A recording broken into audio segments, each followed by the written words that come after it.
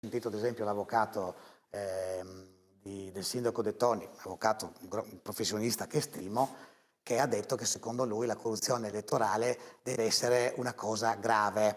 Cioè, ad esempio, tu mi voti e io in cambio ti do una vacanza alle Maldive, no? Oppure ho sentito anche intervenire la Tedesca, presidente di Italia Viva, che ha detto c'era stata la corruzione elettorale nel caso di tanti anni fa, Tavoschi e come si chiama? E Strassoldo, però c'era stato in cambio, era stato promesso un posto di lavoro. Allora, io vorrei capire la differenza tra un viaggio alle Maldive e 2 assessorati da 5.300 euro al mese.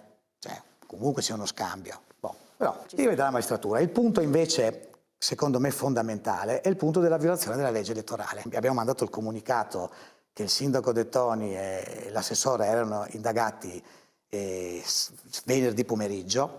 Ad oggi non ho ancora sentito uno che mi dica, un ufficio elettorale, una persona competente che mi dica: no, guarda che c'è un l'articolo XY che dice che si può fare un accordo firmato da entrambe le parti togliendo 2 consiglieri all'opposizione. A me risulta invece che la legge elettorale dica che a chi vince va il 60% dei consiglieri, chi perde invece va il 40%. Marchiol poteva non fare l'apparentamento, fare l'appoggio esterno, ma quale sarebbe stato il problema? Il problema sarebbe stato che avrebbe dovuto appoggiare il programma di De Toni, invece lui voleva appoggiare il suo programma anche.